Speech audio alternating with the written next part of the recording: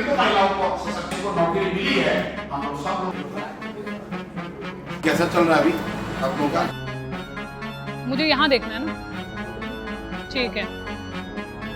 कई आर्टिकल्स में आपको कहा जा रहा है कि क्या आप बिहार के अरविंद केजरीवाल?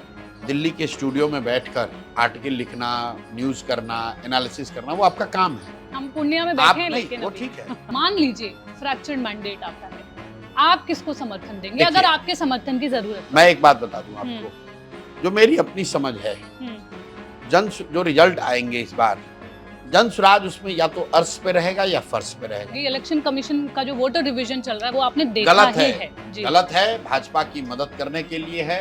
ओवैसी बिहार में कोई फैक्टर नहीं है, ओवैसी हैदराबाद की राजनीति करते हैं। आपने पलायन की बात की, लेकिन आप इसको रोकेंगे कैसे? आप इंडस्ट्री इस तरह से है नहीं बिहार बिल्कुल में। आपको एकदम स्पष्ट इसका हम लोगों ने पूरा ब्लूप्रिंट जारी किया है। बिहार की राजनीति की जब बात होती है तो वो कहते हैं यहाँ पर कास्ट के बेसिस पे ही वोटिंग होती है, तो उसमें आप अपनी पार्टी को कहाँ देखते हैं? देखिए नीलम जी, ये बहुत बड़ा पूर्वाग्रह है बिहार जैसे राज्यों के प्रति। मेरा ऐसा मानना है कि भाजपा वाले नीतीश कुमार को कभी मुख्यमंत्री नहीं बनाएंगे। करीब करीब असंभव बात है कि कोई ये बता दे कि चुनाव में क्या होने वाला है। हम लोग इसी विधा से आते हैं।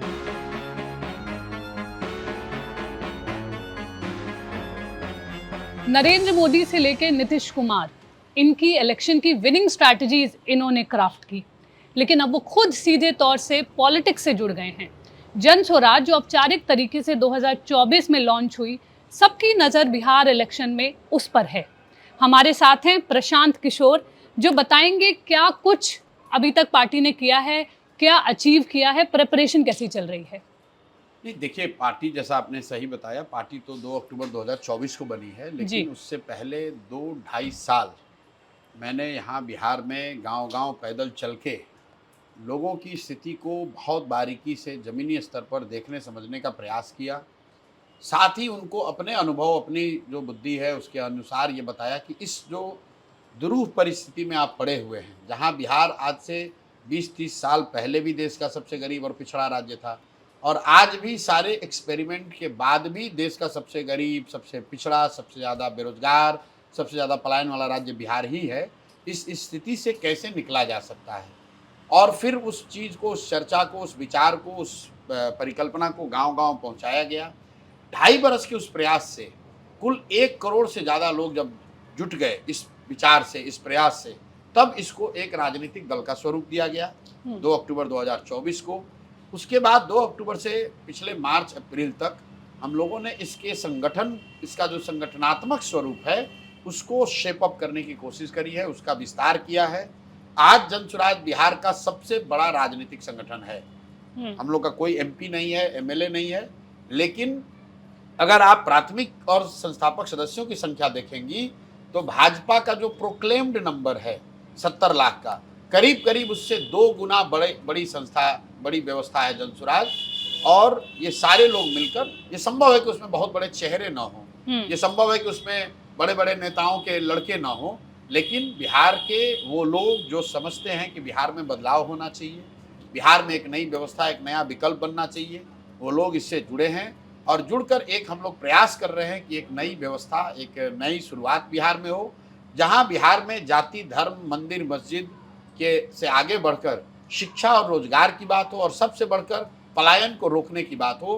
पहली बार बिहार में जन स्वराज के लोगों ने, इस विचार ने पलायन को मुख्य मुद्दा बनाया है, जो अभी तक किसी ने चर्चा नहीं की थी कि बिहार का सबसे बड़ा दर्द गरीबी, अशिक्षा, भ्रष्टाचार से भी बड़ा दर्द पलायन का दर्द है, जिसने परिवारों को खत्म कर दिया, जिसने परिवार की संकल्पना को खत्म कर दिया, जिसने लोगों की पूरी 2-2, 3-3 पीढ़ियों को मजबूर कर दिया कि वो अपनों के साथ अपना जीवन न बिता सकें। तो इसको सबसे बड़ा मुद्दा जन स्वराज ने बनाया है।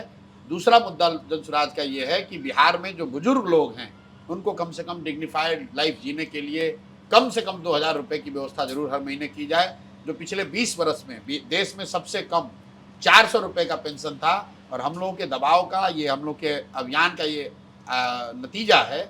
मैं समझता हूँ कि 20 वर्ष से जो पेंशन 400 से बढ़कर 410 नहीं हुआ था, आज वो 1100 रुपये हो गया है। और ये हम लोग अपना सफलता इसको मानते हैं। तीसरी बात हम लोग ये कह रहे हैं कि बिहार को अगर अपनी गौरवशाली इतिहास को फिर से हासिल करना है तो हर हालत में शिक्षा को प्रमुखता देनी पड़ेगी। बिहार को फिर से ज्ञान की भूमि बनानी पड़ेगी। बिहार में देश की सबसे अच्छी प्राइमरी शिक्षा की व्यवस्था हो, यहाँ सबसे अच्छा कॉलेज की व्यवस्था हो, क्योंकि बिहार का जो गौरवशाली इतिहास है वो तब था जब यहाँ नालंदा की चर्चा थी, वो तब था जब यहाँ विक्रमशिला था, जब यहाँ बुद्ध और महावीर ज्ञान के लिए आए, जब यहाँ श्री राम यहाँ अपना पढ़ाई करने आए। तो बिहार को हम लोग ज्ञान की भूमि के तौर पर देखते हैं। ये जनसुराज की सोच है और उसी प्रयास में हम लोग लगे हुए हैं। आपने देखा होगा, हम पॉलिटिकल एक्सपर्ट से बात करते हैं, बीजेपी आरजेडी की तरफ से भी आता है कि दोनों कहते हैं ये हमारे वोटर्स को ये काटेंगे, वोट कटर भी एक नाम दिया जाता है। आपके वोटर कौन हैं? आप किसको एक तरह से? ठीक कहा, हम लोग वोट कटर हैं, मतलब हिंदी में उसको कहें हम लोग वोट कटवा पार्टी हैं। लेकिन लोगों को वोट कटवा का पूरा डेफिनेशन नहीं मालूम है। आपने ठीक कहा कि दोनों दल को लग रहा है कि हम उनका वोट काट रहे हैं, हम लोग को भी लग रहा है कि हम लोग दोनों का वोट काट रहे हैं। पर किसका ज्यादा काट रहे हैं? ज्यादा कम नहीं, दोनों का इतना वोट काट रहे हैं कि दोनों कट के साफ हो जाएंगे। इस बात को लिख लीजिए, एकदम वोट कटवा पार्टी है, लेकिन दोनों का इतना वोट काट रहे हैं। कोई ये नहीं कह रहा कि सिर्फ दूसरे का काट रहे हैं, दोनों, आपने खुद कहा कि दोनों कह रहे हैं कि ये हमारा वोट काट रहे हैं। तो भैया उन दोनों का वोट इतना कटेगा कि अब वो दोनों कट के साफ हो जाएंगे। आपको समझना ये है कि बिहार में 30-35 साल से इस दुरूह परिस्थिति, इस भयावह परिस्थिति के बावजूद ये दल इसलिए सत्ता में बने हुए थे क्योंकि लोगों के पास विकल्प नहीं था। बिहार इतना कठिन राजनीतिक तौर पर माना जाता है कि कोई नया विकल्प का यहाँ प्रयास ही नहीं हुआ है। तो लोग मजबूरी में लालू के डर से नीतीश और भाजपा के डर से लालू को वोट देते रहे हैं।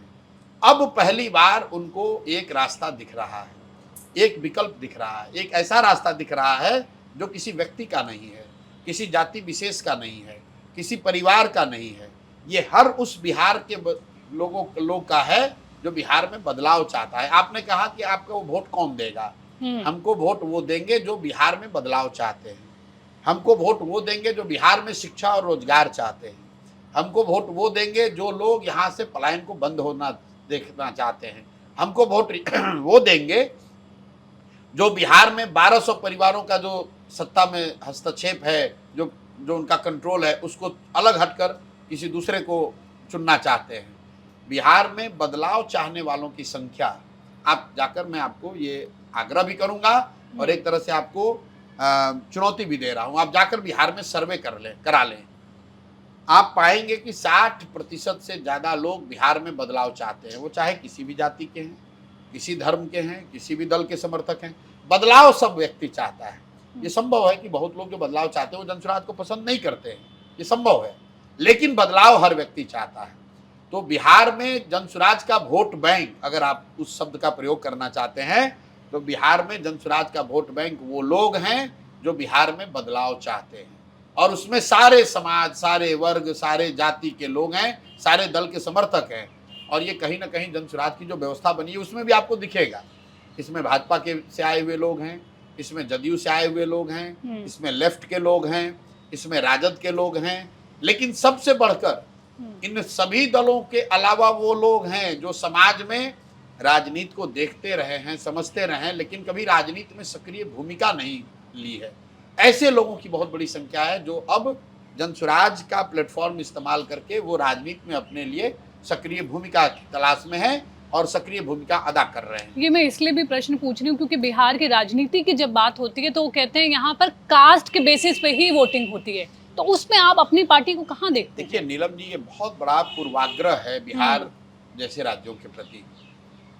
जाति समाज की एक बड़ी सच्चाई है और समाज में जो भी विषय है वो राजनीति का भी हिस्सा होगा। अगर समाज में जाति है तो राजनीति में जाति होगी, समाज में हिंदू मुसलमान की भावना है तो राजनीति में हिंदू मुसलमान होगा, अगर समाज में भ्रष्टाचार है तो राजनीति में भी भ्रष्टाचार होगा। उस नजरिए से जाति की एक भूमिका है, लेकिन जाति बिहार की राजनीति का एकमात्र सच्चाई नहीं है। जाति की भूमिका बिहार में उतनी ही है जितनी जाति की भूमिका गुजरात में है, कर्नाटक में है, तमिलनाडु में है, आंध्र प्रदेश में है। आप मुझे बताइए कि खाम थियरी की बात हम लोग करते हैं गुजरात में, KHAM, क्षत्रिय, हरिजन, आदिवासी, मुस्लिम, कि ये 4 जातियां मिलकर कांग्रेस को गुजरात में जिताती थी। उसको चुनौती देने के लिए भाजपा ने वहां पटेल और ओबीसीज का गठबंधन बनाया। तो क्या आपने गुजरात के किसी नेता को, किसी दल को ये पूछा कि आप जाति से कैसे निपटेंगे? आप आंध्र में चलिए, वहां पर कापू कम्मा रेड्डी की राजनीति चलती है, वहां पर माडिगा माला की राजनीति चलती है। क्या आपने आंध्र प्रदेश में किसी राजनेता से ये पूछा कि भाई आप राजनीति यहाँ कैसे करेंगे? यहाँ तो कापू कम्मा रेड्डी हैं। क्या आपने महाराष्ट्र में जाकर कुणबी और मराठा की बात करी? उतना ही करते हैं कि भाई ये भी, भाई मराठा किसको वोट दे रहा है, कुणबी किसको वोट देगा, इतनी बात है। लेकिन आप ये नहीं कहते हैं कि कुणबी और मराठा दो अलग अलग जातियां हैं, तो भाई यहाँ पर कोई नया राजनीति नहीं करेगा। फिर ये पूर्वाग्रह बिहार के लिए क्यों? भाई अगर कुणबी और मराठा महाराष्ट्र में हैं, अगर जाट नन जाट हरियाणा में हैं, अगर कापू कम्मा रेड्डी आंध्र प्रदेश में हैं, अगर लिंगायत बोक्का लिग्गा कर्नाटक में हैं, अगर पटेल क्षत्रिय गुजरात में हैं, तो आप लोग बिहार को ही क्यों ऐसा कहते हैं कि बिहार में ही जाति है? बिहार में जाति है, जितने दूसरे राज्यों में है उतना बिहार में भी है। बिहार की राजनीति में जातियों की भूमिका भी है, लेकिन जातियों की ये जाति एकमात्र फैक्टर नहीं है। मैं एक एग्जांपल देके आपको इस बात को खत्म करूंगा। लोग बताते हैं कि बिहार में भाजपा को नहीं, मोदी जी के नाम पर वोट पड़ता है। तो आप मुझे बताइए कि अगर बिहार में हर व्यक्ति जाति के नाम पर ही वोट दे रहा है, तो मोदी जी को वोट बिहार में दिया किसने? मोदी जी के जाति का तो बिहार में कोई नहीं रहता है। तो दोनों बात तो सच नहीं हो सकती है। या तो आप कह रहे हैं कि बिहार में हर व्यक्ति जाति पर ही वोट देता है, या आप कह लीजिए कि बिहार में लोग मोदी जी को वोट दे रहे हैं। दोनों बात तो सही नहीं हो सकती है, क्योंकि मोदी जी के जाति का बिहार में कोई नहीं रहता है। तुरंत लोग कहेंगे अरे नहीं, हो तो मोदी जी को राष्ट्रवाद पर दिया, हिंदू मुसलमान पर दिया। भाई किसी चीज पर दिया, जाति पर तो नहीं दिया। इसी तरीके से बिहार में आप लोग खुद ही कहते हैं MY समीकरण है जी। MY में वाई तो मान लीजिए यादव लालू जी की जाति हुई, लेकिन जो मुसलमान है, जो सबसे बड़ा वोटर है यहाँ पर 18%, मुसलमानों की जाति तो लालू जी की जाति नहीं है। वो क्यों देता है लालू जी को वोट? नहीं, कई लोग कहते हैं हाँ, क्यों देता है? भाजपा को नहीं देना चाहता, भाजपा के डर से देता है, जाति पर तो नहीं दे रहा है ना। तो आप जो बात स्टेटमेंट दे रहे हैं उसको कम से कम जांच तो लीजिए। आप एक और कह रहे हैं कि बिहार में हर आदमी जाति पर वोट दे रहा है, और उसी शब्द उसी एनालिसिस में ये कह रहे हैं कि मोदी जी के नाम पर वोट पड़ा है। दोनों बात तो सही नहीं हो सकती है। एक और आप कह रहे हैं कि हर आदमी जाति पर वोट दे रहा है, एक और आप कह रहे हैं कि MY समीकरण है लालू जी के पक्ष में। देखिए, ये बात जरूर है कि जातियों की एक भूमिका है, लेकिन जाति एकमात्र सच्चाई नहीं है। तो एक नीतीश कुमार की जाति के 2% लोग रहते हैं बिहार में, तो क्या नीतीश कुमार 20 वर्ष से मुख्यमंत्री नहीं है? आप तुरंत कहिए कि उन्होंने समीकरण बनाया है। अरे भाई, तो अगर नीतीश कुमार समीकरण बना सकते हैं तो प्रशांत किशोर भी बना सकते हैं। अगर लालू यादव समीकरण बना सकते हैं तो प्रशांत किशोर भी बना सकते हैं। इसमें क्या बात है? आपने पलायन की बात की, लेकिन आप इसको रोकेंगे कैसे? आप इंडस्ट्री इस तरह से है नहीं बिहार में। बिल्कुल, आपको एकदम स्पष्ट इसका हम लोगों ने पूरा ब्लूप्रिंट जारी किया है कि साल भर के अंदर कैसे बिहार से डिस्ट्रेस माइग्रेशन को रोक दिया जाएगा। उसके लिए पूरा ब्लूप्रिंट जारी किया गया है। आपको पहले ये समझना है कि पलायन का पूरा पहलू क्या है। बिहार से सिर्फ श्रमिकों का पलायन नहीं है, बिहार से सबसे बड़ा पलायन है पूंजी का पलायन, दूसरा पलायन है बुद्धि का पलायन, तीसरा पलायन है श्रम का पलायन। पूंजी का पलायन क्या है? जो पैसा हम लोग बिहार के लोग बैंकों में यहाँ रखते हैं, जमा करते हैं, अपने बचत का पैसा, ये बैंक यहाँ पर पैसा नहीं देकर, पैसा यहाँ इन्वेस्ट न करके, यहाँ पर कर्ज लोन न देकर ये पैसा दूसरे राज्यों में भेजते हैं। इसको RBI का आंकड़ा है, एक डेटा पॉइंट है, CD रेशियो जिसको कहते हैं, उसके जरिए आप देख सकते हैं देश भर में CD रेशियो, औसत क्रेडिट डिपॉजिट रेशियो बैंकों का है 70 से 75%। मतलब जितना पैसा देश के लोग बैंकों में जमा करते हैं उसका 70 से 75% पैसा लोगों को, समाज को बैंक वापस ऋण के तौर पर, लोन के तौर पर देता है। रोजी रोजगार के लिए, घर बनाने के लिए, गाड़ी खरीदने के लिए, कृषि के लिए, पढ़ाई के लिए। बिहार में CD रेशियो है 40%, पिछले 30 वर्ष का औसत है 40%। इसका असर क्या होता है? पिछले वित्तीय वर्ष में एक साल पहले करीब 4.25 लाख करोड़, 4,21,000 करोड़ रुपया बिहार के बैंकों में लोगों ने जमा किया। और चूंकि CD रेशियो 40% है तो बैंकों ने कुल 1,61,000 करोड़ रुपया बिहार में लोन के तौर पर दिया। बाकी पैसा कहाँ गया? बाकी पैसा चला गया आंध्र प्रदेश, तेलंगाना, गुजरात, महाराष्ट्र, तमिलनाडु, केरल। उन राज्यों में सीडी रेशियो कितना है? 90, 95, 100, 105। तो जनसुराज ये कह रहा है कि हम लोग को बड़ी इंडस्ट्री लगे न लगे वो बात की बात है, पहले जो बिहार का पैसा है, बिहार के लोगों का पैसा है, अगर उतना पैसा भी राष्ट्रीय औसत के बराबर भी बैंक अगर यहाँ ऋण देने लगे तो हर साल करीब करीब 2.25 लाख से 2.5 लाख करोड़ रुपया एक्स्ट्रा बिहार में इन्वेस्ट होने लगेगा, स्वरोजगार के लिए, पढ़ाई के लिए, कृषि के लिए, उद्योग के लिए, कंस्ट्रक्शन के लिए।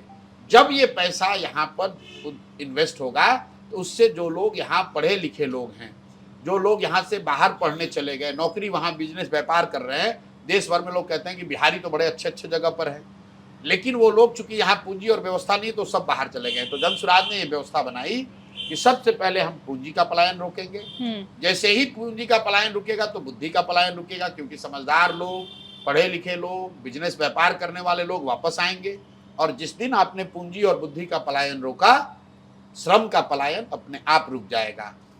और मटेरियल टर्म में जैसे ही जनसुराज की व्यवस्था बनेगी तो एक विशेष मंत्रालय, एक विभाग बनाया जाएगा जिसका सिर्फ और सिर्फ काम ये होगा कि साल भर के अंदर 50 लाख वो लोग जो मजबूरी में अपने परिवार का पेट चलाने के लिए बाहर चले गए हैं, उनको वापस बुलाया जाए और उनको वो व्यवस्था दी जाए, उनको वो क्रेडिट दिया जाए, उनको वो पूंजी उपलब्ध कराया जाए, उनको वो ट्रेनिंग दी जाए, उनको वो जगह जमीन दी जाए, ताकि वो यहीं पर रोजी रोजगार कर सकें।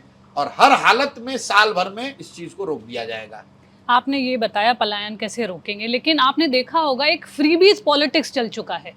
यहाँ पर भी तेजस्वी यादव कह रहे हैं 2500 रुपये वो देंगे। हमने देखा कैसे बीजेपी अभी जहाँ जहाँ चुनाव हुए हैं, लाडलिया जो उस तरह की स्कीम लेकर आई, यहाँ पर भी लगता है बीजेपी और जेडीयू कहती है हम भी इसको काउंटर करेंगे। आप करेंगे ऐसा कुछ ऑफर? नहीं करेंगे, क्योंकि मैं वही बात बोलता हूँ जो मैं कर सकता हूँ। आपने कहा कि यहाँ पर एक योजना की घोषणा करी है राजद ने, साथ में कांग्रेस भी शामिल है जी, कि 2500 हर महिला को हर महीने हम लोग देंगे पैसा। अब जरा आप राजद वालों की तो कोई बात नहीं, इनको तो कोई समझ नहीं है, ये लोग कुछ भी कह सकते हैं, कुछ भी कह सकते हैं, मतलब कुछ भी कह सकते हैं। और इसका उनसे तो इतना ही पूछा जाना चाहिए कि भाई 15 बरस आपके माँ बाप, राजद की यहाँ सरकार थी, 3 बरस डिप्टी सीएम के तौर पर तेजस्वी यादव सरकार चला रहे थे, उस समय आपको ये ज्ञान क्यों नहीं हुआ? लेकिन छोड़िए, राजद की तो बात करना ही बेकार है। इकोनॉमिक्स के और फिनेंस के मामले में मान लीजिए कांग्रेस उसकी सहयोगी दल है, उन लोगों ने भी इस पेपर में ऐड दिया है इस बात को लेकर। मैंने कहा कि इस देश में एक माने अर्थशास्त्री, फिनेंस मिनिस्टर हैं पी चिदम्बरम जी, जो कांग्रेस के बड़े नेता भी हैं। पी चिदम्बरम जी आकर बिहार में 2 बात एक्सप्लेन कर दें कि बिहार में 6 करोड़ महिलाएं हैं आबादी के हिसाब से, अगर उसमें से नाबालिग महिलाओं को, बच्चियों को हटा भी दें तो करीब 4.5 से 5 करोड़ महिलाएं होती हैं। 5 करोड़ महिला को अगर हर महीने 2500 रुपया आप देंगे तो साल भर में करीब करीब 1.5 लाख करोड़ रुपए का खर्च होगा। तो पी चिदम्बरम आकर ये बता दें कि 1.5 लाख करोड़ रुपया बिहार के पास आएगा कहाँ से। दूसरी बात वो ये समझा दें, वो और राहुल गांधी, कि अगर बिहार में इस तरह की योजना लागू की जा सकती है तो भाई कर्नाटक में आपकी सरकार है, तेलंगाना में आपकी सरकार है, हिमाचल प्रदेश में आपकी सरकार है। ये तीनों राज्य आर्थिक मामलों में बिहार से कहीं ज़्यादा मजबूत राज्य हैं। तो भाई आप कर्नाटक में इसको क्यों नहीं लागू कर रहे हो? तेलंगाना में महिलाओं को 2500 रुपया क्यों नहीं दे रहे हो? वहाँ पर लागू कर दीजिए और हम लोग मान लेंगे कि आप बिहार में भी कर सकते हैं, आपके पास वो विजडम है। लेकिन ये सिर्फ और सिर्फ बिहार के लोगों को मूर्ख बनाने की बात है। अगर पी चिदम्बरम आकर ये कह दे, प्रेस कॉन्फ्रेंस करके बता दे कि ये 1.5 लाख करोड़ रुपया कहाँ से आएगा और क्यों इसको कर्नाटक और तेलंगाना में नहीं किया गया है और बिहार में किया जाना चाहिए, मैं मान लूंगा कि किया जा सकता है। राहुल गांधी और तेजस्वी की बात नहीं है, ये लोग तो कैलकुलेटर लेकर गणना भी नहीं कर सकते हैं कि कितना पैसा हुआ। मैंने तेजस्वी यादव जैसे लोगों को के लिए कहा है कि भाई कम से कम कैलकुलेटर पर जोड़ तो लो कि जो बोल रहे हो इसका बजट कितना होगा। आप तेजस्वी यादव से ये पूछिए, राजद से, कि आपने माई बहन योजना ये कहा है 2500 रुपया, कितना पैसा साल में लगेगा, टोटल करके बताओ। कहाँ से होगा वो तो चिदम्बरम जैसे लोग शायद सवाल ले सकते हैं। तेजस्वी यादव तो खाली ये गुणा गणित करके बता दें कि कितना रुपया होगा, वो भी नहीं बता सकता है। तो भाई या तो ये लोग मूर्ख हैं या फिर पूरे बिहार के लोगों को मूर्ख समझ रहे हैं या बनाने की कोशिश कर रहे हैं। ये संभव ही नहीं है। देश में एक दो राज्यों को अगर आप छोड़ दें, दिल्ली गोवा जैसे रेवेन्यू सरप्लस वाले राज्यों को छोड़ दें, तो किसी भी राज्य में, मैं आपको कह रहा हूं कैमरे पर, किसी भी राज्य की फाइनेंशियल स्थिति ऐसी नहीं है कि वो राज्य में सारे महिलाओं को 2,000-2,500 रुपया महीना दे दे। ये संभव ही नहीं है। आपने देखा होगा, लेकिन नीतीश कुमार जी ने तो 1 करोड़ जॉब उन्होंने कर दिया कि हम करके रहेंगे। अब फिर देखिए वही बात, भाई नीतीश कुमार जी आज कोई नए नए नेता बने नहीं हैं। 20 वर्ष से नीतीश कुमार बिहार में मुख्यमंत्री हैं। बिहार में आबादी है 13.25 करोड़। कुल सरकारी नौकरी जो यहाँ लोग करते हैं, ये संख्या जाकर चेक कर लीजिए, 23.25 लाख लोग, चपरासी से लेकर मुख्य सचिव तक, अगर सबकी गणना कर ली जाए तो 23.25 लाख लोग ही सरकारी नौकरी करते हैं। तो 20 वर्ष के नीतीश के राज के बाद, 15 साल के राजद के बाद, 45 साल के कांग्रेस के शासन के बाद 23.25 लाख लोग सरकारी नौकरी करते हैं। अब आप चुनाव के पहले कह रहे हैं कि हम अगले 5 साल में 1 करोड़ नौकरी दे देंगे। मान लीजिए भाई, अब उनको आज शायद कोई ज्ञान हो गया, हम उनकी बात मान लेते हैं कि अगले 5 साल में आप 1 करोड़ नौकरी दे देंगे। मान लीजिए इस बात को, अगर आप इसको मान लीजिए, सिंपल मैथ कर लीजिए, अगर 5 साल में 1 करोड़ नौकरी देना है तो करीब करीब हर महीने आपको 1 से 1.5 लाख नौकरी देनी है। अभी 3 महीना बाकी है चुनाव के। चलिए, जब होगा 5 वर्ष के बाद उसका छोड़िए, आप अगस्त महीने से हर महीने 1.5 लाख नौकरी देके दिखा दीजिए। 3 महीने तक आप हर महीने 1.5 लाख नौकरी देके दिखा लीजिए, ताकि जनता को विश्वास हो जाए कि भाई अब चुनाव के बाद भी देंगे। आप 20 वर्ष में 10 लाख नौकरी नहीं दे पाए और अब कह रहे हैं कि 5 वर्ष और दे दो कि हम 1 करोड़ नौकरी दे देंगे, और लोग आप समझते हैं कि लोग मान लेगा? मुझे नहीं पता आपको कितना समय मिलता होगा पेपर पढ़ने का या नहीं, बट मैं पेपर नहीं पढ़ता हूँ। नहीं पढ़ते हैं तो कई आर्टिकल्स में आपको कहा जा रहा है कि क्या आप बिहार के अरविंद केजरीवाल हैं? नहीं, देखिए, हर आदमी का अपना देखने का, एनालिसिस का नजरिया है। आप लोग दिल्ली के पत्रकार हैं और दिल्ली के स्टूडियो में बैठकर आर्टिकल लिखना, न्यूज करना, एनालिसिस करना, वो आपका काम है। हम पूर्णिया में बैठे हैं, लेकिन अभी ठीक है, आप पूर्णिया में आए हैं, जी, पत्रकारिता तो दिल्ली से ही करते हैं जी। लोग। वहाँ राजनीतिक विशेषज्ञ, राजनीतिक विश्लेषक बनकर बैठते हैं, लिखते हैं, चर्चा करते हैं, ओपिनियन देते हैं, सबका सम्मान है। लेकिन मेरा एक सुझाव है, जब भी आप किसी को बोले कि ये राजनीतिक विशेषज्ञ हैं, बिहार मामलों के जानकार हैं, उनसे एक सवाल जरूर कीजिए, भाई बिहार में जिला कितना है ये बता दो। बिहार में कितने जिले, कितने प्रखंड, कितने पंचायत, कितने नगर परिषद हैं, ये बता दो, उसके बाद हम लोग कोई चर्चा करें। जिन व्यक्तियों को ये नहीं मालूम है कि बिहार में जिला कितना है, जिसको ये नहीं मालूम है कि बिहार में पंचायत कितना है, नगर परिषद कितना है, नगर निगम कितना है, नगर परिषद कितने हैं, उनको ये पता है कि 13 करोड़ लोग क्या सोचते हैं, वो क्या परेशानी झेल रहे हैं, वो कैसे काम करने वाले हैं, और उन्हीं लोग के वक्तव्यों को आप लोग एनालाइज करते हैं घंटों कि ये राजनीतिक मामलों के विशेषज्ञ हैं और ये बता रहे हैं कि बिहार में क्या हो रहा है, क्या हो सकता है। नहीं, मैं तो आपसे जानना चाह रही हूँ, आप कैसे देखते हैं? बात कर रही हैं, ये देश भर के विशेषज्ञ दिल्ली में बैठकर ये अंदाजा नहीं लगा पाए कि 2015 में 70 में 67 सीट भी कोई पार्टी जीत सकती है। इतना कठिन काम है ये, करीब करीब असंभव बात है कि कोई ये बता दे कि चुनाव में क्या होने वाला है। हम लोग इसी विधा से आते हैं। You can call some elections right, लेकिन ये किसी को दावा कोई नहीं कर सकता है कि भविष्य में क्या होने वाला है। 13 करोड़ लोग किस आधार पर वोट देंगे, किसको वोट देंगे, उसका परिणाम क्या होगा, ये जो भी बात कर रहा है उसको इस कैविएट के साथ करना चाहिए कि at best it is a guesstimation. But आपको जो कंपैरिजन कर रहे हैं उस पे क्या कहेंगे? उसका कोई कंपैरिजन नहीं है। अरविंद केजरीवाल और प्रशांत किशोर, आम आदमी पार्टी और जन स्वराज में कोई सिमिलरिटी नहीं है। इसलिए नहीं है कि अरविंद केजरीवाल और आम आदमी पार्टी आंदोलन की उपज थे। अन्ना आंदोलन से ये लोग निकले, 10, 15, 20, 25 लोगों का समूह जिसने ये कहा कि हमारे पास दिल्ली को सुधारने का ब्लूप्रिंट है जी। उनको लोगों ने मौका दिया। इसके बिल्कुल उलट प्रशांत किशोर और जन स्वराज का आंदोलनों में कोई यकीन ही नहीं है। 3 बरस में हम लोगों ने कोई आंदोलन नहीं किया, हम लोग कोई धरना प्रदर्शन नहीं करते हैं, कोई बंद चक्का जाम नहीं करते हैं, हम लोग तो ये कहते हैं और ये साथ में कहते हैं कि भाई एक प्रशांत किशोर छोड़िए, अगर 10-20 प्रशांत किशोर के टैलेंट के लोग आ जाएं, कैपेबिलिटी के लोग आ जाएं, तो भी बिहार नहीं सुधर सकता है जब तक बिहार के समाज के लोग नहीं सुधरेंगे। बिहार के लोग नहीं सुधरेंगे तब तक ये नहीं सुधार होगा। तो हम लोग स्लो ग्राइंड वाले लोग हैं, हम समाज में काम कर रहे हैं, समाज में वो चेतना, वो समझ जगे, तभी राजनीति में वो सुधार हो सकता है। उस तरह की बात हम लोग करते हैं। आंदोलनों को लेकर मैंने बार बार कहा है कि आंदोलन जो है वो सृजन का हथियार नहीं है। लोग कई बार, बड़े बड़े पत्रकार और एनालिस्ट भी इस बात की गलती करते हैं कि वो आंदोलनों को सृजन का हथियार मान लेते हैं। आंदोलन वो हथियार है, क्रांति वो हथियार है जिससे लोगों को आप सत्ता से हटा सकते हैं, बड़े से बड़े सल्तनत को पलट सकते हैं, उससे नई व्यवस्था नहीं बनाई जा सकती है। आपने जेपी का आंदोलन देखा, उससे इंदिरा जी को सत्ता से हटा दिया गया, नई व्यवस्था नहीं बनी। आपने अन्ना का आंदोलन देखा, उससे यूपीए की सरकार हट गई, नई व्यवस्था बनाने के लिए तो बीजेपी वालों को प्रयास करना पड़ा।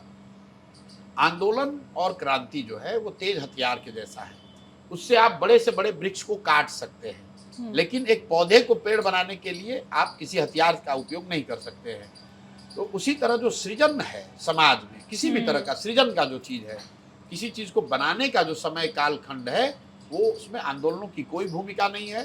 फ्रांस की क्रांति को अगर आप अपवाद के तौर पर हटा दें, if you take out the French Revolution as an exception, दुनिया में कोई ऐसा आंदोलन, कोई ऐसी क्रांति नहीं हुई है जिससे सृजन का काम हुआ है। इस बात को आप समझ लीजिए। तो हम लोग वो मानने वाले लोग हैं, तो इसलिए अरविंद केजरीवाल और आम आदमी पार्टी और जनसुराज के बेसिक सोच में हम लोग की जो आधारभूत संकल्पना है उससे जमीन आसमान का फर्क है। हम लोग गांधी और बाबा साहब के जो बात है उनको फॉलो करते हैं। और गांधी को अगर आपने देखा होगा, गांधी जब इस देश में आए अफ्रीका से, तो उन्होंने 5-6 बरस लगाए चंपारण आंदोलन करने में। उसके 5-6 बरस के बाद उन्होंने नॉन कोऑपरेशन किया, फिर उसके कई वर्षों बाद सिविल डिसोबीडियंस किया। उन्होंने ये नहीं कहा कि हम आज आएंगे और कल देश को आज़ादी मिल जाए और हम लोग अंग्रेजों को भगा देंगे। इनफैक्ट गांधी तो पहले 10-15 साल में अफ्रीका से लौटने के बाद उन्होंने ये कहा ही नहीं कि अंग्रेजों को भगाओ। उन्होंने कहा कि पहले आप अपनी क्षमता बनाओ, अपना आत्मबल करो, अपने पैर पर खड़ा हो, पहले स्वतंत्र होने का मतलब समझो, उसको आत्मसात करो, फिर उसके बाद जब आज़ादी मिलेगी तो आप उसको सस्टेन कर पाएंगे। तो हम लोग उस चीज से प्रेरित है, उस चीज को फॉलो कर रहे हैं। तो समय लगेगा लेकिन उसी पे केंद्रित लग रहा है। ऑलरेडी आप देखिए कि आप खुद पत्रकार हैं, आज तक देश के इतिहास में ऐसा कोई उदाहरण नहीं है कि किसी पार्टी को बनाने के लिए कोई 3 बरस पैदल चला हो। पार्टी बनाने के बाद आप पैदल चल सकते हैं। राहुल गांधी यहाँ पार्टी 6 महीना चले हैं। राहुल गांधी 6 महीना चले हैं और पार्टी के लिए चले हैं जी। यहाँ पार्टी बनाने के लिए 2.5 बरस में पैदल चला हूँ, और सिर्फ हाईवे पर नहीं चला हूँ, अपना घर परिवार छोड़कर, सब देश दुनिया भूलकर गाँव में रहा हूँ। 5000 से ज़्यादा गांव में मैं और मेरे साथी सैकड़ों बिहार के लड़के वो गांव में रहे हैं। एक एक गांव में रात बिताई हम लोगों ने। ऐसा नहीं कि यहाँ पदयात्रा किया जाके होटल में रह गए। एक गांव से चले दूसरे गांव में रुके, दूसरे गांव से चले तीसरे गांव में रुके, ऐसा 5000 से ज़्यादा गांव में हम लोग रुके हैं, तब जाके ये व्यवस्था बनाई है। थोड़ा सा चुनाव की बात करना चाहूंगी। मान लीजिए फ्रैक्चर्ड मैंडेट आता है, आप किसको समर्थन देंगे अगर आपके समर्थन की जरूरत पड़े? मैं एक बात बता दूं आपको, जो मेरी अपनी समझ है, जो रिजल्ट आएंगे इस बार, जनसुराज उसमें या तो अर्श पे रहेगा या फर्श पे रहेगा। मुझे मानने में कोई हिचकिचाहट नहीं है कि ये संभव है कि मेरे सारे प्रयास के बाद भी, जनसुराज की सारी ताकत, सारे विचार के बाद भी हम लोग को 10 से कम सीट आए, ये संभव है। और हम लोग उसके लिए, मैं मेंटली प्रिपेयर्ड हूँ। शायद मुझे 5 साल 10 साल अगर मेहनत और भी करनी पड़े तो भी कोई चिंता की बात नहीं है। लेकिन एक बहुत बड़ी संभावना इस बात की भी है कि लोगों को अगर ये बात समझ में आ गई, जैसा कि दिख रहा है, तो बिहार में अप्रत्याशित नतीजे आएंगे। इतनी सीटें आएंगी कि जो जिस व्यवस्था परिवर्तन की हम लोग बात कर रहे हैं वो मूर्त रूप उसको दिया जा सकेगा। अब इस दोनों में संभावना किसकी ज्यादा है?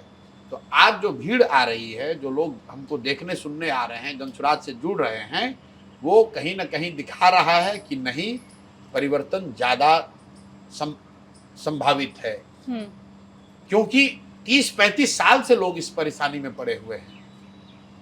कोई भी बिहार में, जो हम लोग अभी बिहार बदलाव यात्रा जो मैंने शुरू की है जून से, किसी ने अनुमान नहीं लगाया था कि इस तरह, इस कदर से इतनी भीड़, इतने लोग कभी आ सकते हैं बिहार में किसी सभा में, किसी भी नेता के। हम लोग तो नेता भी नहीं हैं, लेकिन गांव देहात प्रखंड पंचायत में आप वीडियो फुटेज निकाल लीजिए। मैं दावे के साथ कह रहा हूं कि जहां पर हम लोग सभा कर रहे हैं, एक बात हर व्यक्ति कह रहा है कि इतनी बड़ी सभा, इतनी बड़ी लोगों की जुटान आज तक यहां नहीं हुई थी। अगर गांव के लेवल पे सभा हो रही है तो भी ये लोग बात कह रहे हैं, अगर प्रखंड विधानसभा के लेवल पे सभा हो रही है तो भी ये लोग बात कह रहे हैं। हम लोग जिले और राज्य में मीटिंग नहीं करते हैं, लेकिन जिस स्तर पर भी मैं सभा कर रहा हूं जनसुराज की, उसमें जो भीड़ आ रही है वो अप्रत्याशित है। और मुझे ऐसा लगता है कि बदलाव की चाह रखने वाले ज्यादातर लोग अब वो देख पा रहे हैं कि भाई बदलाव होना है तो एनडीए को तो जाना तय है, नीतीश भाजपा को तो जाना ही जाना है। अगर लोग कह रहे बदलाव चाहिए तो जो सत्ता में लोग उसको हटाएंगे ही। उनके पास दो विकल्प है, एक विकल्प है लालू तेजस्वी का, जंगल राज का, लालटेन का, जिसको जनता ने 15 साल देखा भोगा है, और दूसरा विकल्प उनके पास है जनसुराज का, जो एक नई व्यवस्था है जिसको अभी लोगों ने जांचा परखा नहीं है, लेकिन लोग 2 साल से 2.5 साल से देख रहे हैं, सुन रहे हैं, समझ रहे हैं। अब लोगों को तय करना है कि अगर आपको व्यवस्था बदलनी है, बदलाव चाहिए, परिवर्तन चाहिए, तो या तो आप 15 साल से देखे परखे हुए लालू के जंगल राज को वापस ले आइए, या फिर एक जो नया प्रयास, ईमानदार सशक्त विकल्प आपको जनसुराज के तौर पर दिख रहा है, आप उसको चुनिए। निर्णय बस इतना ही करना है, बदलाव तय है, नीतीश कुमार का जाना तय है, उसको आप मेरे से लिख कर ले लीजिए।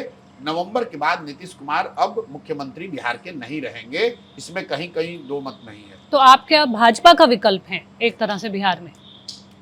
हम लोग बिहार में जो विकल्पहीनता है उसके विकल्प हैं। जो विकल्पहीनता है, विकल्प ही नहीं था कुछ।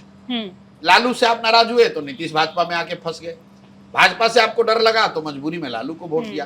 तो ये जो विकल्पहीनता की राजनीति थी, जो राजनीतिक बंधुआ मजदूरी थी, उसका विकल्प है जनसुराज। आपने जंगल राज की बात की, देखा होगा आपने बिहार में लॉ एंड ऑर्डर को लेके बहुत ही महत्वपूर्ण एक विषय बन चुका है, लेकिन जब इसके बारे में बात की जाती है तो भाजपा कहती है ठीक है सिचुएशन खराब है, बट क्या आप वो उस जंगल राज के समय में जाना चाहेंगे? नहीं, देखिए ऐसा है कि भाजपा अगर ये मान रही है, कह रही है कि हाँ सिचुएशन खराब है, तो ये अपने आप में अपने मुंह पर तमाचा मार रहे हैं कि आप डबल इंजन सरकार की बात करते हैं, राज्य और देश दोनों जगह आपकी सरकार है, और आप ये मान रहे हैं कि स्थिति बहुत खराब है, तो ये तो अपने आप में स्वीकार्य है। दूसरी बात, इस राज की जो तुलना है जंगल राज से, तो मैं आपको बता दूं, जंगल राज जो लालू जी का था वो अनपैरेलल्ड था इस देश के इतिहास में, सिर्फ बिहार के लिए नहीं, अनपैरेलल्ड था। जहां लोग ये इल्जाम लगा रहे थे कि चीफ मिनिस्टर के घर से बैठ के अपहरण हो रहा है, अपहरण कराया जा रहा है, सेटलमेंट कराया जा रहा है, ऐसा लोगों का कहना है, लालू जी के अपने रिश्तेदारों का कहना है। मतलब आप अंदाजा लगाइए उस व्यवस्था का, जहां राज्य का मुखिया उसके घर से या उसके इर्द गिर्द के लोग ही अपहरण कराने लगे, तो उस राज्य का क्या होगा। तो वो तो एक एक्सेप्शनल चीज थी। लेकिन आज जो बिहार की लॉ एंड ऑर्डर की स्थिति है या जनरल गवर्नेंस की स्थिति है, वो बहुत खराब है। वो खराब इसलिए है कि नीतीश कुमार शारीरिक और मानसिक तौर पर अब स्वस्थ नहीं है। नीतीश कुमार की मानसिक स्थिति अब ठीक नहीं है, और मैं ये बिल्कुल कैमरे पर कहता हूं, ये नीतीश कुमार को पता ही नहीं चल रहा है कि हो क्या रहा है। वो मंच पर प्रधानमंत्री का नाम भूल जाते हैं, राष्ट्रगान चल रहा है उसमें वो ताली बजा रहे हैं। ये कैसे संभव है कि 20 वर्ष पुराना मुख्यमंत्री, 40-45 वर्ष सामाजिक राजनीतिक जीवन में रहा हुआ व्यक्ति राष्ट्रगान के बीच में ताली बजाने लगे? ये कैसे संभव है कि समारोह में वो अफसर के सर पर गमला रख दे? तो कहीं ना कहीं उनकी मानसिक स्थिति स्वस्थ नहीं है, और ये चर्चा आम है बिहार में, घर घर ये बात चली हुई है। तो जब राज्य का मुखिया ही मानसिक शारीरिक तौर पर स्वस्थ नहीं होगा, तो सरकार का इकबाल खत्म हो गया है। सरकार को मुख्यमंत्री नहीं चला रहे हैं, उनके इर्द गिर्द 4-5 जो उनके अफसर हैं, सलाहकार जो रिटायर्ड अफसर हैं, वो चला रहे हैं, और 4-5 मंत्री हैं, लुटेरे उगाही मंत्री, जो कि पूरी तरीके से व्यवस्था को लूटने में लगे हुए हैं, अपने बाल बच्चों को सेटल कराने में लगे हुए हैं। आपने सुना होगा अभी एक कंट्रोवर्सी हुई थी दामाद आयोग, मतलब हर व्यक्ति जो नीतीश कुमार के इर्द गिर्द है, उसने अपनी पत्नी को, अपने बेटे को, अपने दामाद को नए क्रीम पोजीशन जिसको कहते हैं लोग कोट अनकोट, उन जगहों पर उनकी नियुक्ति हो रही है बिना किसी योग्यता के, बिना किसी प्रोसेस के। तो ये दिखाता है कि सरकार का इकबाल खत्म हो गया है। एंड आई डेयर से कि आने वाले 2-3 महीनों में ये स्थिति और बिगड़ेगी। लेकिन अगर मान लीजिए एनडीए जीतती है, क्या सीएम फेस होंगे वो? आपको लगता है? बीजेपी ने औपचारिक तरीके से नहीं बोला बट इंडिकेट करते रहते हैं। ऐसा है, पहली बात कि एनडीए के जीतने का कोई सवाल ही नहीं है। पिछली बार ही एनडीए मरते गिरते 120 पहुंच पाई थी। उसके बाद 5 साल का और एंटी इनकम्बेंसी, उसके बाद नीतीश कुमार का मानसिक शारीरिक तौर पे और अस्वस्थ होना, 5 साल में भाजपा और मोदी की चमक का धूमिल पड़ना और जन स्वराज का एक नए विकल्प के तौर पर उदय होना, ये सारी बातों को आप जोड़ दें तो बेसिक कॉमन सेंस कह रहा है कि पिछली बार से स्थिति इनकी और खराब होगी। तो जब अगर आप पिछली बार 120 पर मरते गिरते पहुंच पाए थे तो इस बार वहां नहीं पहुंच रहे हैं। अगर हाइपोथेटिकली आप मान लें कि एक बार को इनको मौका मिल जाए, तो मेरा ऐसा मानना है कि भाजपा वाले नीतीश कुमार को कभी मुख्यमंत्री नहीं बनाएंगे, क्योंकि अगर आपको हमको पूरे बिहार को मालूम है कि नीतीश कुमार मानसिक तौर पर स्वस्थ नहीं है, तो प्रधानमंत्री और गृह मंत्री को भी पता है। लेकिन अब भाजपा उनको इसलिए ढो रही है कि उनको मालूम है कि ना उनकी तैयारी है ना उनकी ताकत है कि वो पूरे बिहार में अकेले लड़ सके। इसलिए वो नीतीश कुमार के साथ मिलकर लड़ रहे हैं, चाहते हैं कि किसी तरीके से 120 के निकट पहुंच जाएं और फिर जोड़ तोड़ के अपनी सरकार बना ले, किसी अपने नए व्यक्ति को बैठा दें। आपकी पार्टी का सीएम कैंडिडेट कौन है?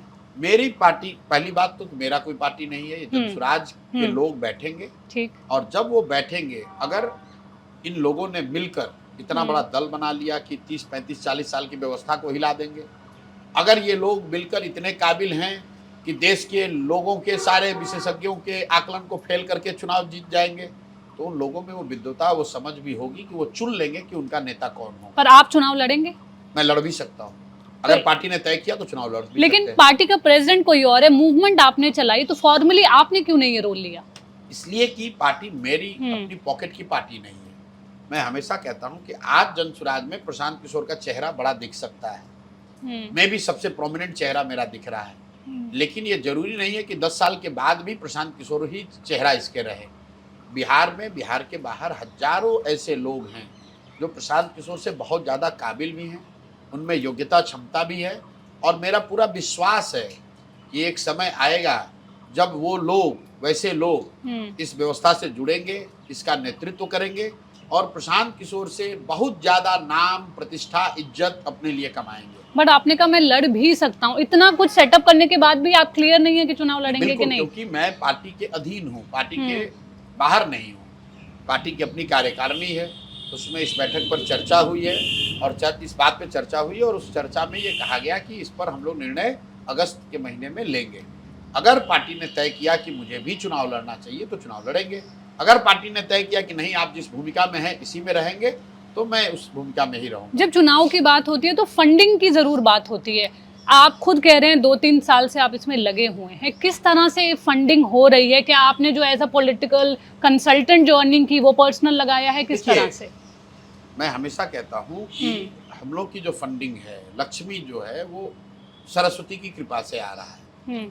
हम लोग सरस्वती के उपासक हैं, हम लोग कोई फैक्ट्री नहीं चलाते हैं, हम किसी सरकारी पद पे नहीं हैं, कोई बालू शराब माफिया नहीं है, तो पैसा आता कहाँ से है? आप पत्रकार हैं, आपको पैसा कहाँ से मिलता है? आप पत्रकारिता करती हैं, जो सरस्वती ने आपको ज्ञान बुद्धि दिया है, उसके एवज में लोग आपको लक्ष्मी देते हैं, पैसा देते हैं। तो हमने जो काम पिछले 10, 12, 15 साल में किया है, देश में सैकड़ों लोगों की मैंने मदद की है और उन लोगों से ये आग्रह किया है कि भाई ये बिहार में एक मैं ऐसा प्रयास कर रहा हूँ, आप हमारी मदद कीजिए। जिन लोगों ने भी मेरा काम देखा है 10 साल में, जो लोग मुझे जानते हैं, समझते हैं, वो लोग कुछ कुछ मदद कर रहे हैं। आप पत्रकार होने के नाते आकर मेरा इंटरव्यू क्यों कर रही हैं? देश भर के पत्रकार, आपने कहा सबकी नज़र है जन स्वराज पर, क्यों नज़र है? क्योंकि मेरा 10 साल का वो काम उन लोगों ने देखा है। वो मेरे आलोचक हो सकते हैं, लेकिन उनको ये मालूम है कि ये लड़का, अगर ये व्यक्ति कुछ कर रहा है तो कुछ तो उसको देखने समझने वाली बात हो सकती है। उसी तरह जिन लोगों के पास संसाधन है, उनको भी ऐसा लगता है कि अगर प्रशांत किशोर ये ईमानदारी से ये प्रयास कर रहे हैं तो कुछ बड़ा इससे हो सकता है, और वो लोग मदद कर रहे हैं और उसी मदद से ये पूरा अभियान चलता है। आप बिहार की बात कर रहे हैं, चिराग पासवान बिहार फर्स्ट, बिहारी फर्स्ट कहते हैं। मैंने उनसे जब एक प्रश्न किया था आपके पॉलिटिक्स के बारे में, तो उन्होंने कहा था कि जो इस तरह का पॉलिटिक्स आप कर रहे हैं उसकी उन्होंने काफी प्रशंसा की थी। आप उन्हें कहाँ देखते हैं बिहार के देखिए, पॉलिटिक्स में? चिराग सुलझे हुए व्यक्ति हैं, हम्म, मेरे मित्र भी हैं। मित्र होने का मतलब ये नहीं कि हम लोग कोई रोज बात करते हैं, मेरी बात 6 महीने साल भर में कभी एक बार होती है। मैं चिराग को एक बात के लिए पसंद करता हूं कि वो जाति की राजनीति नहीं करते हैं। यहाँ पर जातियों को अगड़ा पिछड़ा, हिंदू मुसलमान धर्म जाति के नाम पर बांट कर राजनीति नहीं करते हैं। उन्होंने जो कुछ भी अपने समझ से किया है कि भाई बिहार में तरक्की की बात हो, उस चीज को मैं पसंद करता हूं। लेकिन चिराग पासवान आज भाजपा के साथ हैं और मेरी वैचारिक और पॉलिटिकल लड़ाई भाजपा से है, तो हम दोनों का कोई मिलाप हो नहीं सकता है कभी भी। दूसरी बात, चिराग पासवान को बिहार की राजनीति में, ये मेरी बिन मांगी सलाह है कि उनको राजनीति में सीरियसली बिहार में तब लोग लेंगे जब वो दिल्ली की राजनीति को छोड़कर यहाँ राजनीति करेंगे। अभी वो दिल्ली में सांसद हैं, कैबिनेट में मंत्री हैं, बिहार आते जाते रहते हैं, बिहार में बहुत सक्रिय भी होंगे, लेकिन वो बिहार से राजनीति करते हैं, बिहार की राजनीति नहीं करते हैं। दोनों में फर्क है। वो बिहार से सांसद हैं, बिहार से मंत्री हैं, बिहार से राजनीति करते हैं। बिहार की राजनीति जिस दिन करने लगेंगे तब लोग उनको यहाँ और सीरियसली लेगा। और चिराग जैसे व्यक्ति अगर आकर यहाँ राजनीति करने लगेंगे तो उससे बिहार को फायदा है, यहाँ के लोकतंत्र को बल मिलेगा और ये कंपटीशन होना चाहिए। कन्हैया कुमार को बिहार में आना चाहिए, चिराग पासवान को बिहार में आना चाहिए। जितने लोग आएंगे, जितने नए लोग आएंगे, काबिल लोग आएंगे, और मैं तो 3 ही नाम ले रहा हूं, ऐसे सैकड़ों काबिल लोग हैं, वो जब राजनीति में आएंगे, लोकतांत्रिक उनके बीच में कंपटीशन होगा और जो सबसे अच्छा समाज के लिए करेगा वो नेतृत्व करे, तो उससे बिहार को ताकत मिलेगी, बिहार को इस व्यवस्था से कि बिहार की इस व्यवस्था को सुधारने में मदद मिलेगी। बिहार की जो दुर्गति हुई है, जो दुर्दशा है, वो किसी एक व्यक्ति, किसी एक दल ने नहीं किया है। ये 30, 40, 50 सालों से हम लोग दूसरे राज्यों के मुकाबले पीछे छूट रहे हैं।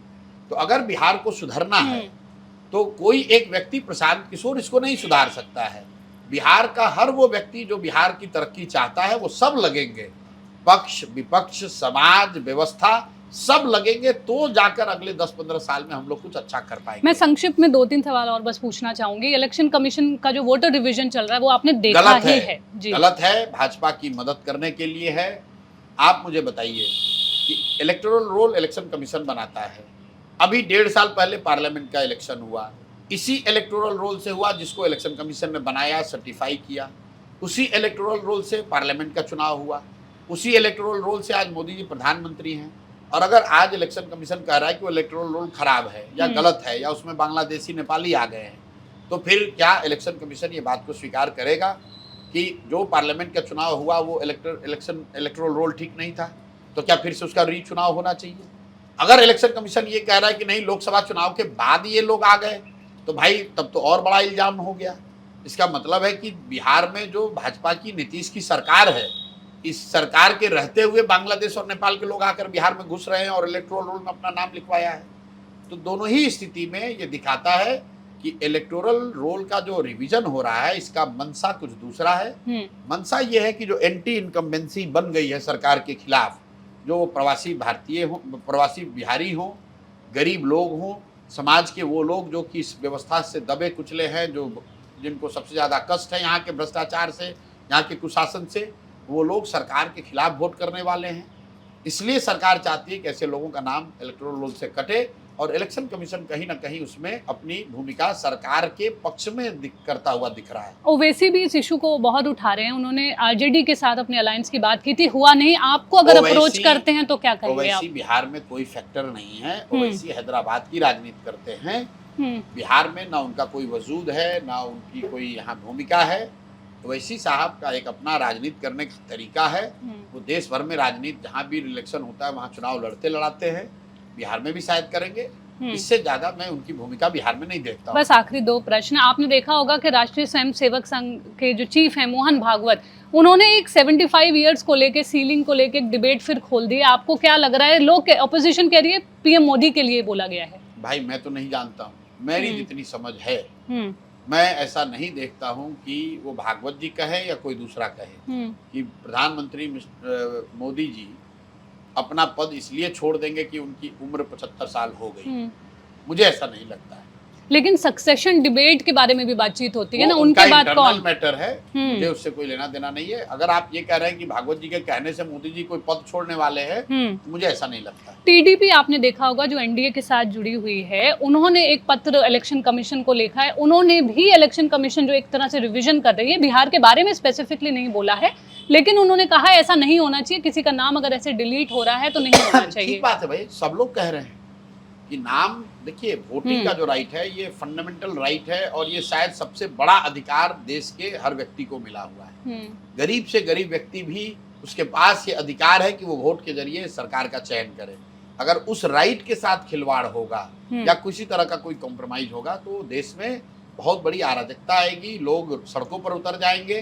तो इतना आसान नहीं है। आप देखिएगा अंत आते आते हर वो योग्य व्यक्ति जो बिहार में रहता है, बिहार का वोटर है, बिहार का वोटर हो सकता है, वो सब वोट देंगे।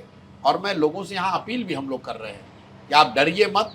इलेक्शन कमीशन अगर आपका नाम काटने की धमकी दे रहा है, आप पॉलिटिकल पार्टी से संपर्क कीजिए, अपने समाज में जो जागरूक लोग हैं उनसे संपर्क कीजिए, जनसुराज से संपर्क कीजिए। जनसुराज अच्छा नहीं लगता है, जिस दल से भी आपको जो दल अच्छा लगता है उससे जुड़िए, उनसे बात कीजिए, ताकि आपका नाम कोई गलत न काट सके। वोट देना आपका फंडामेंटल राइट है, कोई आपका ये राइट, ये हक छीने ना, ये आपकी भी जिम्मेवारी है। इसलिए अगर वोटर रोल में रिवीजन के नाम पर कुछ लोगों का नाम काटने की साजिश हो रही है, तो समाज में बिहार के रहने वाले नागरिक के तौर पर आपकी ये जिम्मेवारी है कि आप सजग रहिए, अपना नाम न कटने दीजिए, और अपने जो भी कागज देना है हम लोग कागज दें। इलेक्शन कमीशन के पास नागरिकता तय करने का अधिकार नहीं है। सुप्रीम कोर्ट ने यह निर्णय दिया हुआ है, इलेक्शन कमीशन के अधिकार क्षेत्र के बाहर का चीज है। इलेक्शन कमीशन इलेक्शन कराने के लिए जिम्मेवार है, नागरिकता तय करना ये इलेक्शन कमीशन की जिम्मेवारियों में, उनके अधिकार क्षेत्र में नहीं आता है। करप्शन का एक बहुत बड़ा मुद्दा आपने उठाया है, जिसमें आपने बीजेपी के स्टेट प्रेसिडेंट पे लोग कह रहे हैं बहुत वाइल्ड एलिगेशंस लगाए हैं, कोई उसका आपके पास प्रूफ नहीं है, और आप उस तरह की राजनीति पे जा रहे हैं जहां एलिगेशंस लगा के आगे बढ़ जा रहे हैं। मैं कोई एलिगेशन लगाता नहीं हूं जब तक कि मेरे पास कोई प्रूफ ना हो। बिहार में सिखों का माइनॉरिटी कॉलेज है, जो एकमात्र मेडिकल कॉलेज है सिखों के माइनॉरिटी संस्था के तौर पर, और उस कॉलेज में कभी क्लर्क रहे दिलीप जायसवाल, जो भाजपा के अध्यक्ष हैं बिहार में, और राबड़ी देवी के सो कॉल्ड मुंह बोले भाई हैं। उन लोगों ने वहाँ पर सारे सिखों को उस ट्रस्ट से निकाल कर खुद अपना और अपने कुछ साथियों का नाम देकर 25 साल से कॉलेज का पर पूरा एकाधिकार कर लिया है।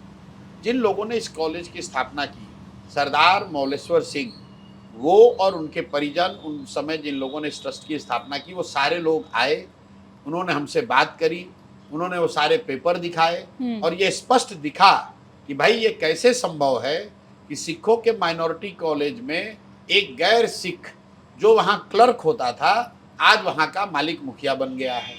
ये कैसे संभव है कि 25 साल से दिलीप जायसवाल से ये कोई सवाल नहीं कर रहा है कि आपके कॉलेज से 50 से ज़्यादा अलग अलग दलों के राजनेताओं के परिवार के लोग बिना किसी एग्जाम दिए हुए मेडिकल की डिग्री लेकर निकल रहे हैं। ये कैसे संभव है कि आयुष्मान भारत के अंतर्गत सबसे ज़्यादा पैसा जिस इंस्टीट्यूट ने, मेडिकल इंस्टीट्यूट ने विड्रॉ किया है, उसमें आपके इस कॉलेज का नाम है। तो ये वाइल्ड एलिगेशन नहीं है, ये प्रमाणिक तौर पर चर्चा जमीन पर है, सच्चाई है। आप कैमरामैन के साथ चले जाइए, कॉलेज में जाकर बात कर लीजिए, उसका ट्रस्ट डीड निकाल लीजिए जिसमें लिखा हुआ है कि 2/3 ट्रस्टी सिख ही हो सकते हैं। उसमें नन सिख दिलीप जायसवाल का एक अधिकार कैसे हो गया? हम लोग ये सवाल पूछ रहे हैं। मान लीजिए कि आपने कहा कि मैंने वाइल्ड एलिगेशन लगाया, मैंने नहीं कहा, ऐसा कहा जा रहा है, प्रूफ नहीं है। तो दिलीप जायसवाल कोई कमजोर व्यक्ति तो है नहीं, भाजपा के अध्यक्ष है, भाजपा इतनी बड़ी पार्टी है, राज्य में देश में दोनों जगह उन्हीं की सरकार है। वो जांच करा लें, मुझ पर केस कर दें, मुझ पर मानहानि कर दें, मुझे जेल में डाल दें। अगर मैं आप पर कुछ गलत इल्जाम लगा रहा हूं तो आपके पास सारे वो रास्ते उपलब्ध हैं। आप मुझ पर केस कर दीजिए कि प्रशांत किशोर गलत बयानबाजी कर रहे हैं, आप मुझ पर मानहानि का दावा ठोक दीजिए, आप अपना पक्ष रख दीजिए। ये तो जब से बात कही गई है उसके बाद से दिलीप जायसवाल पत्रकारों से मिलना ही छोड़ दिए हैं। भाजपा का मुझे किसी ने बताया कि यहाँ 19 प्रवक्ता हैं, और आज तक किसी प्रवक्ता ने एक स्टेटमेंट इस पर नहीं दिया है डर के मारे। और ये भी तब जबकि हम लोग कह रहे हैं कि अब इसकी अगली किस्त भी हम लोग जारी कर रहे हैं, क्योंकि ये मामला यही नहीं खत्म होगा। दिलीप जायसवाल, राजेश शाह एक व्यक्ति के हत्या के नामजद अभियुक्त हैं, नामजद, बजाबता उनको नामजद अभियुक्त बनाया गया है राजेश, इसी कॉलेज के मामले में। और ये कोई हवाई बात नहीं है, केस है, केस चला है, कोर्ट ने कॉग्निजेंस लिया है, ये हवाई बात थोड़ी ना है, पेपर हैं। आपने ये भी कहा कि वोटर्स को चूज करना है आरजेडी, तेजस्वी और आपकी पार्टी में। तो तेजस्वी यादव को पिछले 2020 का इलेक्शन भी मैंने कवर किया था, उनको काफी सपोर्ट यूथ का आया था। आपको क्यों लगता है कि वो सपोर्ट उनको नहीं मिलेगा? मैं ये नहीं कह रहा कि वो सपोर्ट मिलेगा कि नहीं मिलेगा, मैंने ये कहा कि 60% से ज्यादा लोग बदलाव चाहते हैं। लॉजिकली सोचिए, तो भाई जो व्यवस्था में है बदलाव तो लोग उसी से चाहते हैं। अगर नीतीश और भाजपा को ही वोट देना है तो बदलाव की तो कोई बात होगी नहीं, तो फिर वही कंटिन्यूएशन की बात है। और अगर लोग बदलाव चाहते तो उनके पास दो विकल्प है। 20 में वो विकल्प तेजस्वी यादव थे तो उनको उसका फायदा मिला। 30-40 विधायकों वाली पार्टी, 0 सांसद वाली पार्टी को 75 विधायक मिले, निश्चित तौर पर फायदा मिला। इस बार लोगों के पास दो विकल्प है जी। जो बदलाव चाहते हैं उनके लिए, या तो वो राजद की घिसी पिटी जंगल राज वाली व्यवस्था को मौका दे, या फिर उनके पास जनसुराज का जो एक नया विकल्प है इसको चुने। पर आप ऐसा क्यों कह रहे हैं कि जंगल राज तो लालू यादव के समय में, मान लीजिए वो उनके बेटे हैं, तो ये नहीं है। नहीं मैं कह रही हूँ क्या राजद अभी कौन चलाता है? राजद के राष्ट्रीय अध्यक्ष कौन है? जी। लालू यादव से क्या बड़ा चेहरा है तेजस्वी यादव का? क्या राबड़ी देवी की कोई भूमिका नहीं है? क्या लालू यादव के परिवार के लोग राजद में उनका से नहीं है? पर तेजस्वी अलग अपना पॉलिटिक्स भी कर सकते हैं जी। आज राजद में जो भी बड़े नेता हैं, जिसको भी आप लोग बड़ा नेता मानती हैं, जो विधायक हैं, ये क्या वही लोग नहीं हैं जो लालू जी के जंगल राज में विधायक मंत्री थे? आप जरा जाकर देख लीजिए कि जितने लोग आज राजद के 20 जो बड़े नेता हैं उनका नाम लिख लीजिए, और वो देख लीजिए कि जब लालू जी का जंगल राज चल रहा था तो ये 20 लोग उसमें थे कि नहीं थे, मंत्री विधायक थे या नहीं थे, राजद के संगठन के बड़े पदों पर थे कि नहीं थे? भैया उस समय भी थे, आज भी हैं, तो अलग कैसे हुआ? पर तेजस्वी जो उनका चेहरा, क्या फर्क है? तेजस्वी भी तो 3 वर्ष अभी थे यहाँ उप मुख्यमंत्री, उस समय भी तो इन लोगों ने यही किया। इन पर भी तो घोटालों का उतना ही इल्जाम है, केस चल रहा है सीबीआई का, ईडी का। ये जब 2-3 वर्ष उप मुख्यमंत्री रहे तो भी बिहार में क्या दुर्दशा हुई, लोगों ने देखा उसको। मेरा आखिरी प्रश्न, जब आपने इलेक्शन सोचा कि मैं पॉलिटिक्स में आऊंगा, आपकी कुछ एक्सपेक्टेशंस रही होंगी, इतने 3 सालों में आपकी क्या लर्निंग्स हैं? जो एक्सपेक्टेशंस थी वो सेम है? देखिए, राजनीति मेरे लिए चुनाव नहीं है, सिर्फ चुनाव नहीं है। राजनीति बिहार में व्यवस्था को सुधारने के प्रयास का भी नाम है। राजनीति मेरे लिए यहाँ पर जो कमजोर वर्ग है, जो पीछे छूट गया है, उसका हाथ पकड़ने का नाम भी राजनीति है। जिन लोगों को कोई नहीं पूछ रहा है उनकी आवाज बनना भी राजनीति है। कई लोगों को ऐसा लगता है कि राजनीति मतलब इलेक्शन, इलेक्शन मतलब राजनीति। ऐसी बात नहीं है। इस देश में जितने बड़े नेता हुए, ज़्यादातर लोग वो आज़ादी के पहले के लीडर थे, जिनको हम लोग फाउंडिंग फादर्स कहते हैं, बड़े नेता मानते हैं। उसमें से ज़्यादातर लोगों ने तो जीवन में कभी चुनाव लड़ा ही नहीं। तो क्या उन्होंने समाज को दिशा नहीं दी? क्या उन्होंने समाज को जगाया नहीं? क्या उनकी कोई राजनीतिक भूमिका नहीं थी? तो जनसुराज में मैं यहाँ एमएलए एमपी बनने नहीं आया हूँ। चुनाव एक लोकतंत्र का महत्वपूर्ण हिस्सा है, वो लड़ा जाएगा, जीता भी जाएगा। लेकिन राजनीति मेरे लिए सिर्फ व्यक्तिगत तौर पर सिर्फ चुनाव लड़ना लड़ाना नहीं है।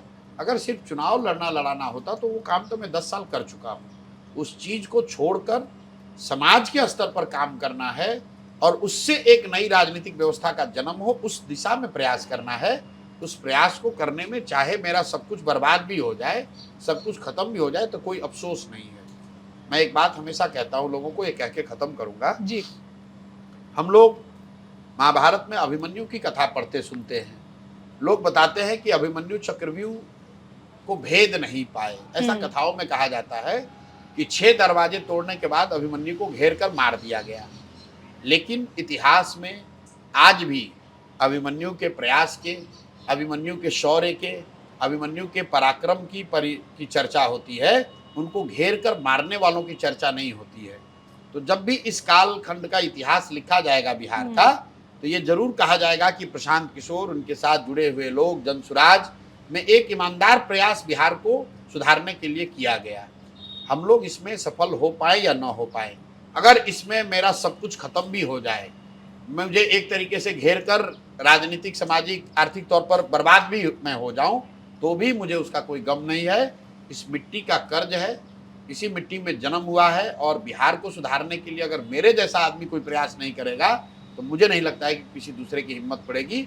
इसलिए अपना फर्ज समझकर इस काम को कर रहे हैं। परिणाम मिलना नहीं मिलना ये ऊपर वाले के हाथ में है। मेरा काम ये है कि मैं इस प्रयास की ईमानदारी और शुद्धता में कोई कमी ना आने दूं। हमारे साथ बात करने के लिए बहुत बहुत धन्यवाद। द प्रिंट के लिए नीलम पांडे, शेखर तिवारी के साथ।